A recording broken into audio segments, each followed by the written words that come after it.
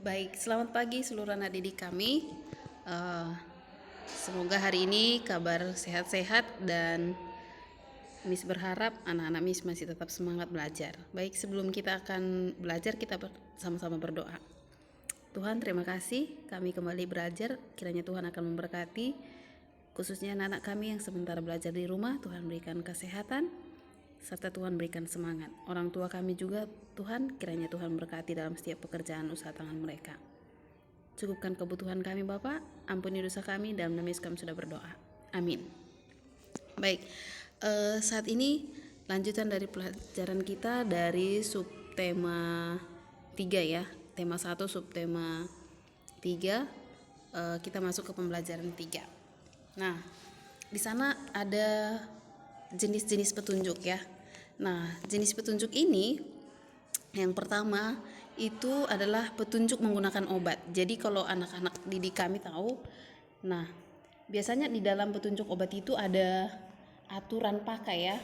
Untuk dewasa 3 sampai 4 kali sehari 1 sendok, atau anak-anak 3 kali sehari hanya 1 sendok teh.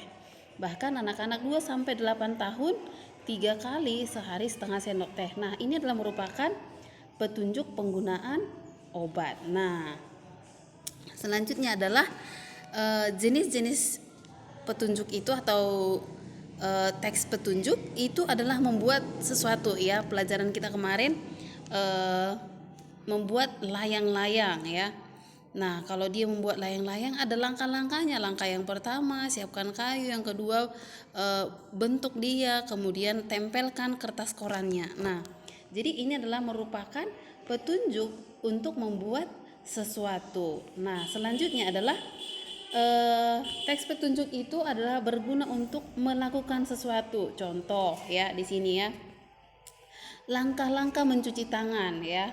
Langkah-langkah mencuci tangan, airin dulu, ya siram dulu tangannya, kemudian ambil sabun, kemudian gosok-gosok tangannya, kemudian setelah sudah digosok, siram lagi pakai air dan keringkan. Nah, jadi ini adalah petunjuk melakukan sesuatu. Nah, jadi anak-anak Miss tahu. Nah, ini teks ini adalah menunjukkan petunjuk melakukan sesuatu atau membuat sesuatu. Nah, yang terakhir adalah petunjuk arah atau denah. Nah, biasanya ini kita temukan di jalan ya. Menuju Pekanbaru 500 km lagi belok kanan. Nah, seperti di slide ini dikatakan objek wisata Harau. Nah, jadi Polres Pangkalan Pekanbaru ya, atau kantor bupati atau kantor gubernur. Nah, jadi ada petunjuknya agar pengguna jalan bisa mengetahui. Jadi petunjuk-petunjuk ini sangat bermanfaat ya. Sangat bermanfaat. Gunanya adalah agar kita mengetahui arah jalan, kita bisa membuat sesuatu ya. Dengan demikian akan memudahkan ya, memudahkan kita. Nah, selanjutnya kita akan lanjutkan pelajaran kita, keuntungan dari energi alternatif. Nah, jadi keuntungan dari energi alternatif di sini ada 6. Yang pertama adalah mengurangi ketergantungan terhadap energi fosil. Yang kedua, relatif lebih ramah terhadap lingkungan ya. Yang ketiga, memiliki tingkat emisi karbon dan zat berbahaya yang rendah. Ya, jadi kalau anak-anak Miss mau memiliki lingkungan yang sehat, harus harus menggunakan energi alternatif. Yang keempat, dapat membantu pemerintah mengurangi subsidi bahan bakar ya. Yang kelima, tidak memerlukan banyak petugas untuk melakukan tahap eksploitasi. Yang keenam, tidak memerlukan lingkungan pada saat eksploitasi. Nah, kita coba lihat ini ya.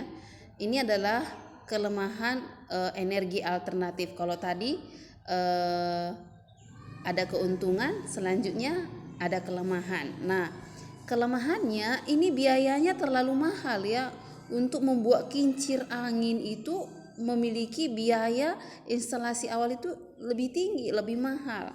Nah, kemudian yang kedua, belum efisien. Anggap saja ini kalau kita mau menggunakan bendungan air untuk pembangkit listrik tenaga air. Tiba-tiba musim kemarau, nah bendungannya bisa jadi kering. Maka apa? Maka aliran listriknya pun akan apa? Akan tidak ada. Nah, kemudian tidak dapat diandalkan. Nah, jadi ini adalah merupakan kelemahan dari energi alternatif ya. Atau bahkan misalnya kalau dia PLTS, kalau mendung bagaimana tenaga suryanya itu apa? Menyerap panas sehingga dia apa? Tidak apa menyimpan energi listrik. Nah, jadi anak-anak MIS sudah mengetahui apa saja keuntungan dari energi alternatif dan kelemahannya, dan apa manfaat daripada petunjuk-petunjuk dalam teks ya. Jadi teks petunjuk itu apa saja manfaatnya. Sampai di sini pembelajaran kita.